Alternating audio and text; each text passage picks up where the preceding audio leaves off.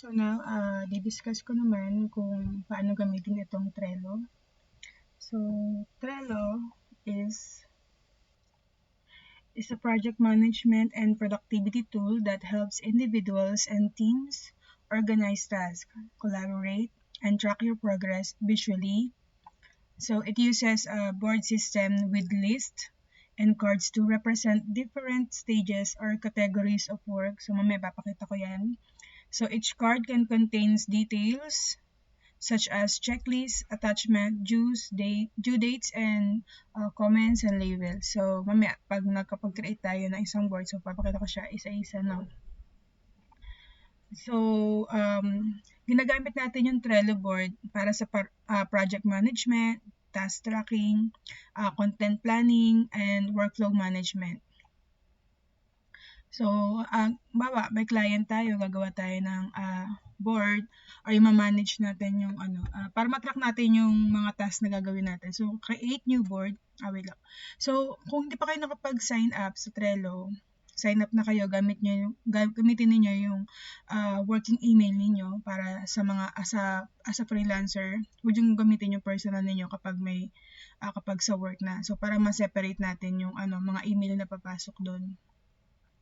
So, ito gagawa ko ng isang board para sa client ko. So, ito isa sa client ko. So, ito si Brian Perset. Ito magiging pangalan ng board. Okay, workspace, create.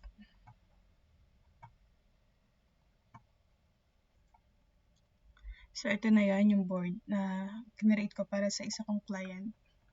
So, dito sa board, makikita ninyo na pwede nyo, ito yung menu. So, about this board. So, pwede kayong maglagay dito ng descriptions. Like for example, ito yung client ko, meron siyang, ito ay, ang project ko dito ay create.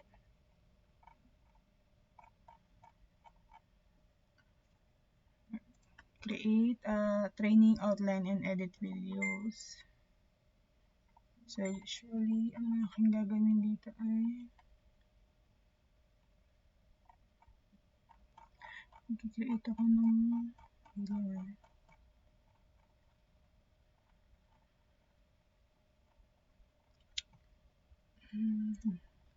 Create training, outline videos, outline and edit videos. Siyempre, graphic design.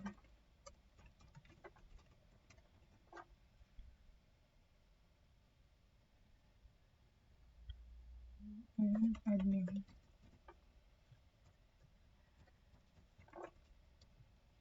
Save ko lang siya para di siya makalimutan. And then, activities, archive items. So, pwede tayong mag-change ng background. So, meron ditong photos.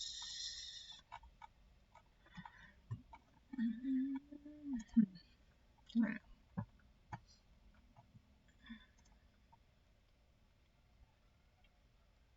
Colors. Ang colors na gusto ko dito sa client ko ay ito na lang. Ocean. Naawa ko na. Ito na lang.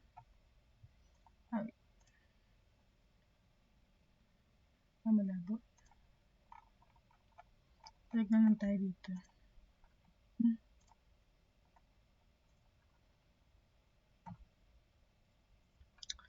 Okay.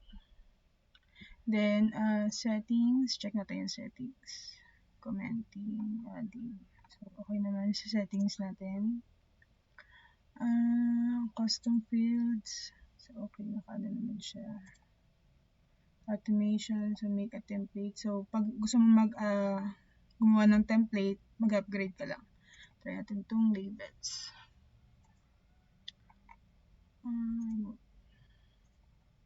Sobrang dami kasi. So, remove natin yung iba. Okay. Ito kasing labels. For example, ito yung magdi-define kung yung task mo ay anong status na. So, for example, ito green. Approve. Then, so save. Then yung yellow is for approval.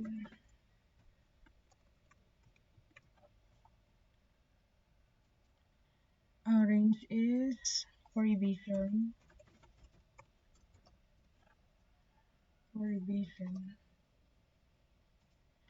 And yung red is rejected.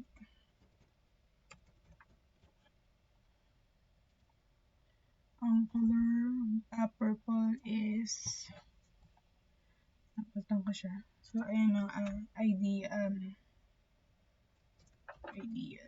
or ano kayong future plan.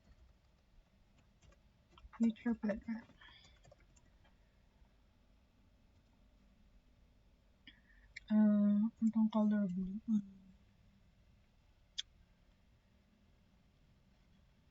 Delete na lang natin. So, okay tayo dito sa approve, for approval, for revision, rejected, and future plan. Okay tayo dyan sa labels. Stickers. So, okay naman tayong dadagdag. So, dito na tayo, punta tayo sa list. So, ito yung list of tasks natin. So, task, ideas. And then, to do. Ito na yung mga naka-priority natin na gagawin. And then, ongoing.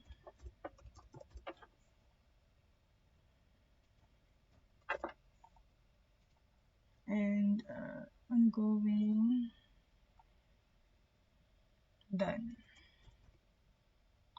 Wait, for approval.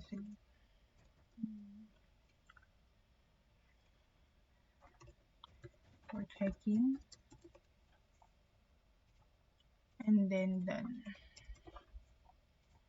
Tapos gawa pa tayo ng isa para sa mga rejected.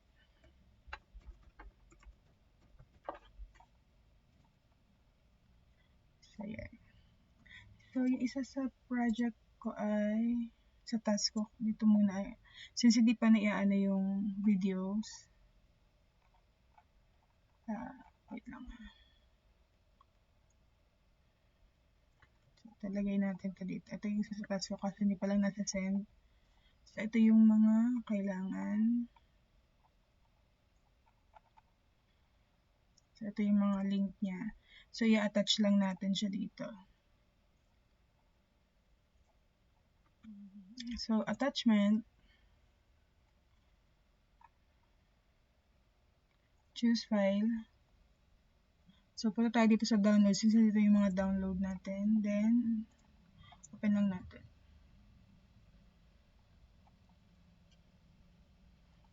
Okay, so nandito na siya. Tapos, ito yung comment niya. Ito ay, ito yung remarks niya, comment.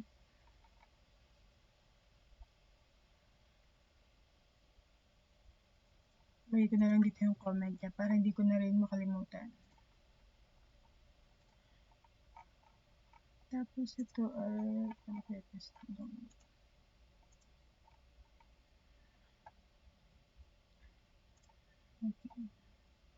So, gagamit na lang tayo ng snipping tool para ito ay makuha. So, hanggang dito muna nalagay ko.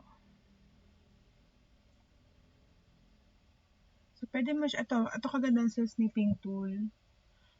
Pwede mo na siyang, ito yung, diba, ano siya, image. So, pwede mo siyang gawing text. Click nyo lang tong text action. Ayan, naka-ano na siya. So, gawin natin, copy lang natin, no? Since wala pa akong Google Drive folder nito sa client ko na to, gagawa muna ako ng Google folder nito sa aking drive. Punta lang ako sa Google Drive folder. Tapos, gawa ko ng new folder. So, Brian Forsyth. Then, create. So, ito siya. So, sa Google Drive folder ko, click ko tong new, then Google Sheets. So, yung in-snipping tool natin, paste ko siya dito. Hindi siya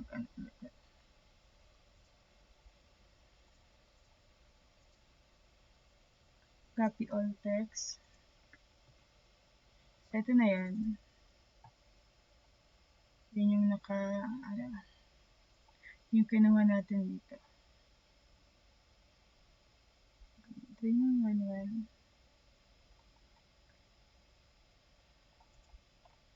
Itong training manual file. Lagyan natin dito. Okay.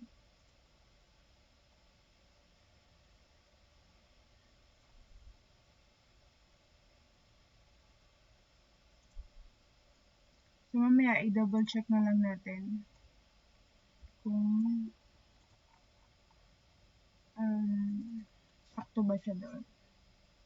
Pwede natin itong lagay dito. So, 2A, dun siya sa taas.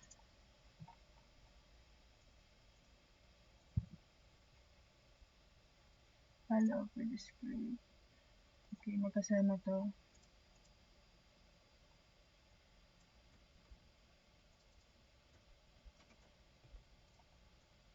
Para mag-adjust. Adjust lang natin. Then, ito ay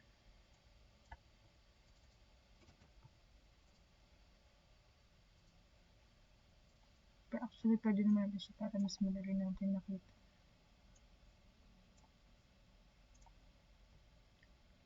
So, itong VA, ito yan. So, may pagkasama natin. And then, Cherry. Itong VA training, day 2, follow-ups.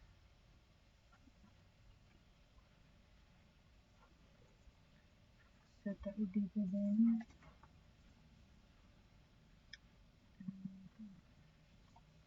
Same section.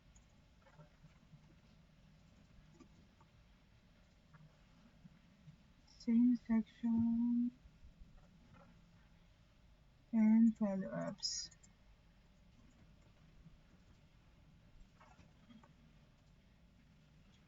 And then leads.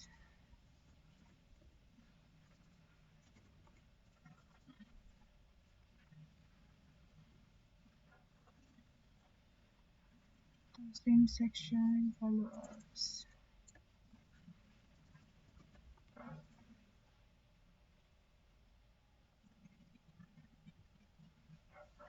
Then 2A, script only. Drag lang natin dito. Tapos, itong 3A, dito na siya papasok.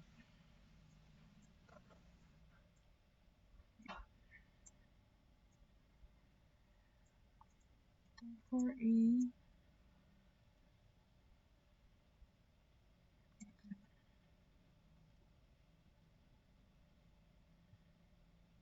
Availability. Okay, so dito siya kasama sa kabila.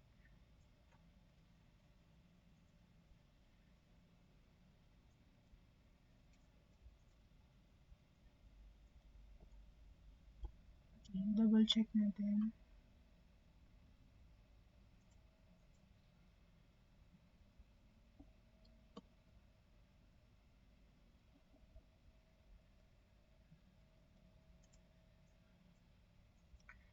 Ito.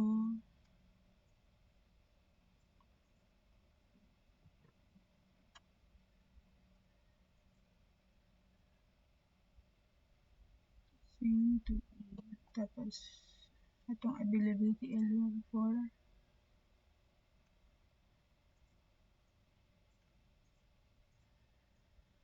3A, 4A,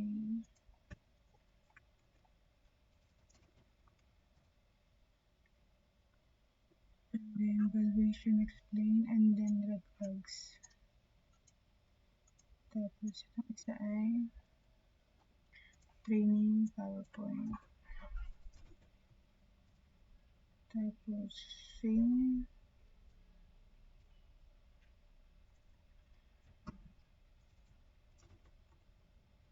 Catch.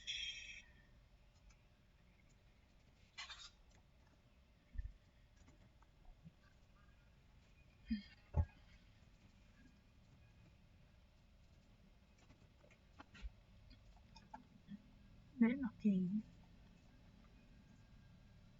Ito, i-merge natin yung cell, yung mga dalawa. Lalaki. So, sunod ay pwede natin siyang i-format, then wrapping. So, wrap. So, ito para mas mag-visualize natin. So, click lang natin tong bold. So, para ma-check natin siya kung siya ay align, tutad sa borders. Then, click natin tong all borders. Okay. So, hindi siya pantay-pantay or hindi siya naka-align. Check natin itong middle, then itong wrap. Yan. Okay, so next naman, ito tayo sa intro.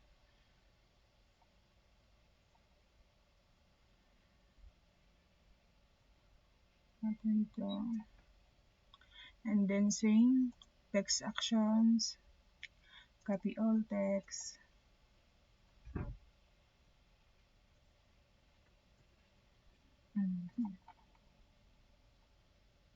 So, check natin hanggang building. Then, sa kabila ay type. So, ito lalagyan natin sa kabila. So, i-highlight nyo lang siya. Then, pag nakita nyo na itong mouse cursor na parang kamay na siya, i-drag nyo lang papunta dito. Or hanggang sa magpantay sila. Then, so yun ulit, double check natin.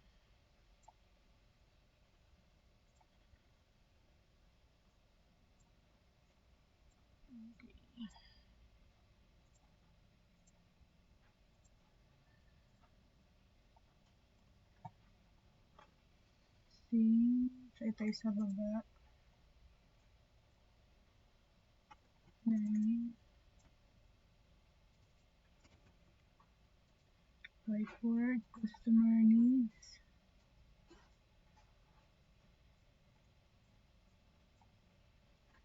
Scene section.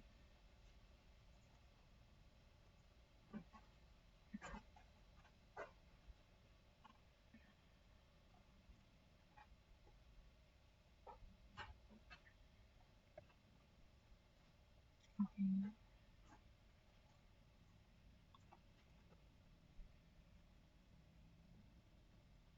Ito into building type A. Then, fair and cherry. Fresh and cherry. Whiteboard. So, sa building 2A is ito. MP.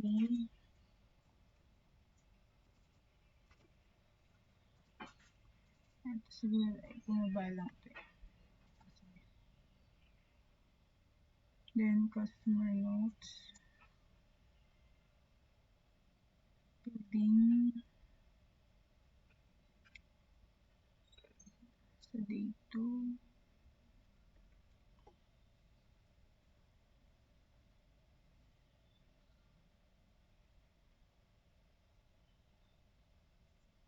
Whiteboard. Then, ito.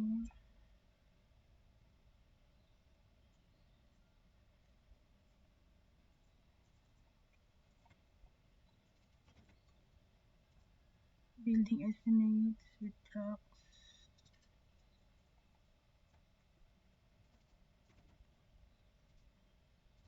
Customer. So, dito siya.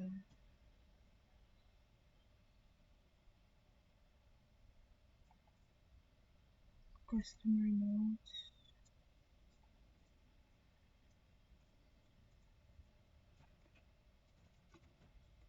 Okay. And then, 8. Customer notes ulit. Call center. Oversize.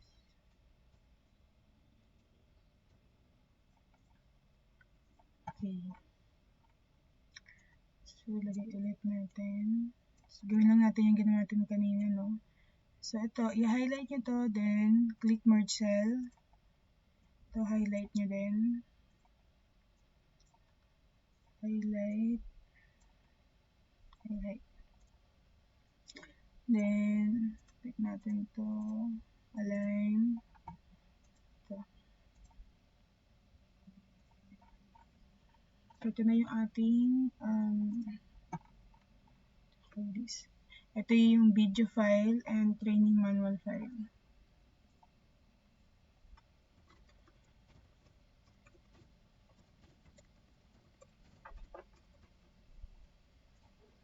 So, yung link nito, ito yung lalagay ko dito sa insert link. Paste link. Yan. Video file.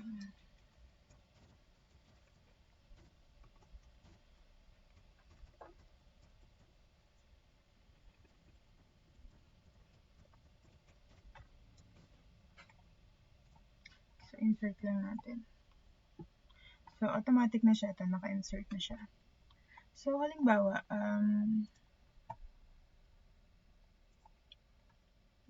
so, ito tapos na ito, no?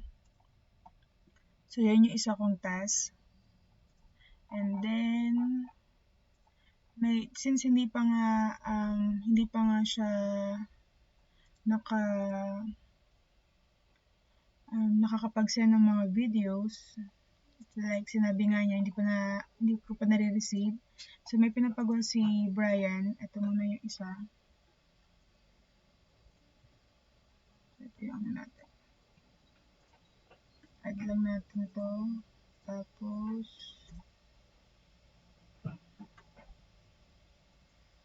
ito. Kinukuha ko lang din yung mga ano niya.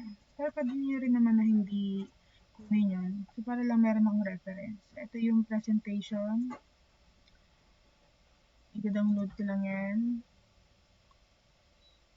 Storage notes. Ito yung kanyang website.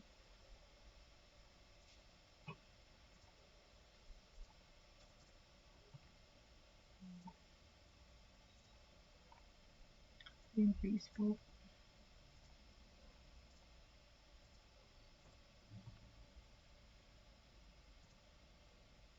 Wala naman yun. Then, Instagram.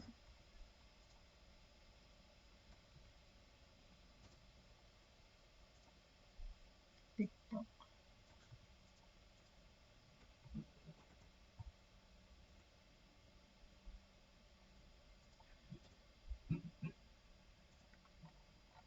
So, yan yan.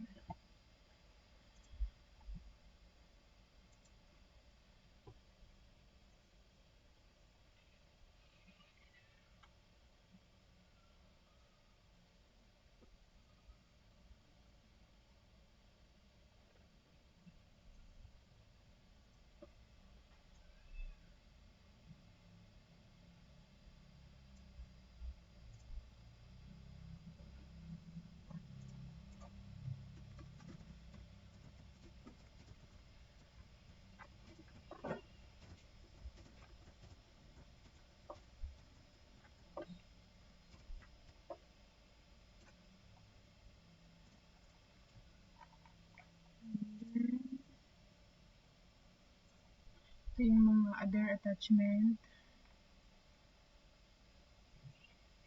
Okay. Download natin lahat yan.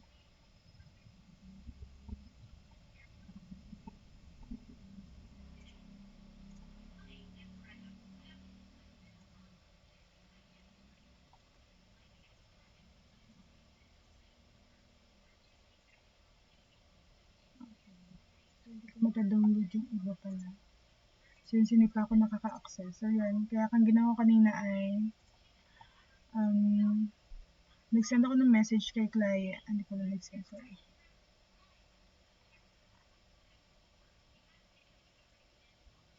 Yan, in-inform ko siya na hindi ako maka-access sa SharePoint.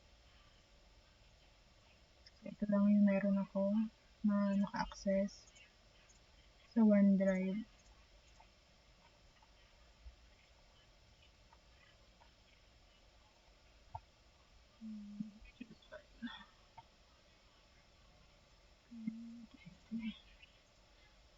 Yan kasi yung mga gagamitin natin pag tayo ay nagawa ng graphics.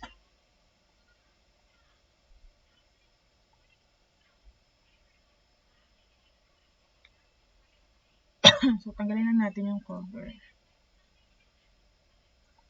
Yan, para hindi siya masyado malaki. Nandyan lang. Sabi niya kasi ay pwede ako magawa ng flyer.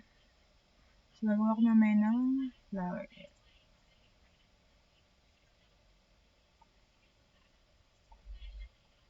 Okay, isa sa taas. Create flyer.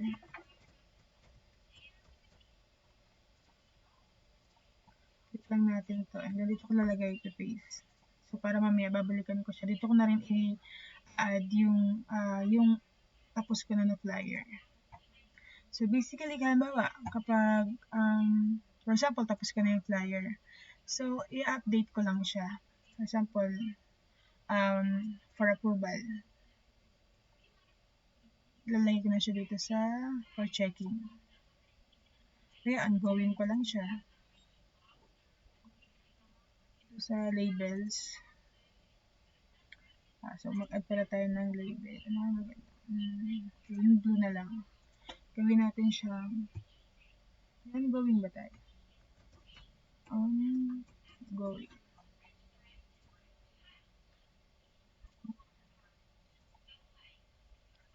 So, yan, ongoing. Nakalagay. O kaya, gagawin mo pa lang siya. Tanggalin mo lang yung label. I-uncheck mo lang. Kung gagawa ka ng, halimbawa, sa create flyer, may mga checklist dito. For example, may logo na ba? Ano yung font style? Font color na kailangan, or yan. So, kapag meron ka ng logo, font style, check mo lang para magawa mo tong project na to. Okay? So, basically lang din yung para lang din tong sticky note. So, i-update mo lang siya. Yan, i-hover mo lang. And then, pwede rin kayo mag-add dito ng pwede rin kayo mag-add dito ng member. Halimbawa, kung dalawa kayo dito or yung boss mo, add mo lang siya dito. Add mo email address niya para makikita niya yung progress ng activities na inassign sa'yo. And so yun lang. Pwede rin kayong gumawa ng board. So for example, para makita ninyo yung iba't ibang klase ng board. Para sa templates. Meron na ditong mga design. Kiklik nyo na lang kung saan nyo gusto, anong gusto nyo gamitin na board. So, meron dito pang personal. Ayan, ito naman pang personal. So, may mga sample na yun. Sample, meal planning. Ayan, ito yung template niya. Shopping list, meal plan, yan. So, napakarami pang ibang templates. So, nasa inyo kung anong gusto mong gamitin na template. So, ano na lang,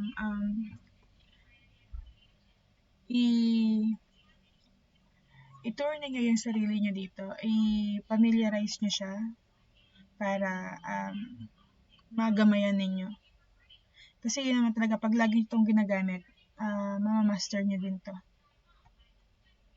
Makakapag-create kayo ng maraming words. So, kapag sa pag-pre kasi, hanggang 6 ang pwede mong gawin na board. Yan.